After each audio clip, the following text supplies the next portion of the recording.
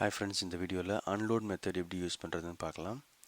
First of all, unload event எப்போ trigger ஆகும்னு பார்த்தீங்கன்னா, ஒரு HTML பேஜ் இருக்குது, அதில் வந்து நீங்கள் ரெஃப்ரெஷ் பண்ணுறீங்க, இல்லைனா F5 ப்ரெஸ் பண்ணுறீங்க, அப்படி இல்லைனா வேறு ஒரு பேஜுக்கு நீங்கள் மூவ் பண்ணுறீங்க, அதில் இருக்க ஒரு லிங்க்கை நீங்கள் கிளிக் பண்ணுறீங்க. ஸோ பேசிக்லி எப்போது அன்லோட் ஈவெண்ட் ட்ரிகர் ஆகும்னா, அந்த பேஜ் ரீலோட் ஆகும்போது, ஓகேவா? ஸோ அந்த அன்லோட் ஈவெண்ட்டை நம்ம இந்த மெத்தட் மூலமாக கேப்சர் பண்ண முடியும். ஓகேவா? இதுதான் வந்து அன்லோட் மெத்தடோடைய சின்டாக்ஸு. இப்போ நான் ஒரு எக்ஸாம்பிள் காமிக்கிறேன், அதுக்கப்புறம் டெமோ காமிக்கிறேன்.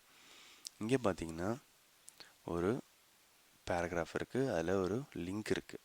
ஸோ இந்த பேஜில் பார்த்தீங்கன்னா இந்த லிங்க்கை நான் கிளிக் பண்ணும்போது என்ன ஆகும்னா, அது வந்து google.comக்கு போகிறதுக்கு முன்னாடி, அது வந்து ஷிஃப்ட் ஆகிறதுக்கு முன்னாடி அன்லோட் ஈவெண்ட் வந்து ட்ரிகர் ஆகும். அந்த அன்லோட் ஈவெண்ட்டை நம்ம இங்கே கேப்சர் பண்ணி ஃபார் டெமோ பர்பஸ்க்காக நான் ஒரு மெசேஜ் பாப்அப் பண்ண போகிறேன். ஓகேவா? ஸோ இப்போ நம்ம என்ன பண்ண போகிறோம், இந்த பேஜை லோட் பண்ணி அதை ரீலோட் பண்ண போகிறோம். ரீலோட் பண்ணும்போது என்ன ஆகும்னா இந்த மெசேஜ் வரும். பார்க்கலாமா? டெமோ, இதுதான் அந்த பேஜ். ஓகேவா? இப்போ நான் F5 ப்ரெஸ் பண்ண போகிறேன். நல்லா பாருங்கள், நம்மளுக்கு ஒரு அலர்ட் மெசேஜ் வருது.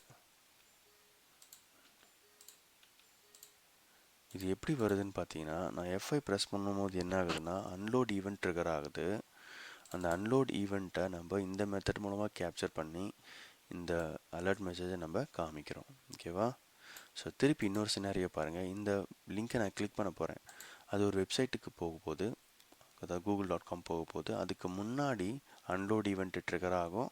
அந்த அன்லோட் ஈவெண்ட்டை நம்ம கேப்சர் பண்ணுறோம். பார்த்தீங்களா? அன்லோட் ஈவெண்ட் ட்ரிகர் ஆகிடுச்சு.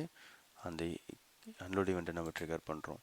நீங்கள் கேட்கலாம், உங்களோட ப்ராஜெக்டில் இதில் என்ன யூஸ் இருக்குது, நம்மளுக்கு ப்ராஜெக்டில் எங்கேயாவது யூஸ் பண்ண முடியுமா? கண்டிப்பாக முடியும். ஃபார் எக்ஸாம்பிள், உங்களுக்கு வந்து அந்த பேஜை க்ளோஸ் பண்ணுறாங்க. ஓகேவா? இப்போது இந்த பேஜ் யாரோ க்ளோஸ் பண்ணும்போது என்ன ஆகுதுன்னா அன்லோட் ஈவெண்ட் ட்ரிகர் ஆகும்.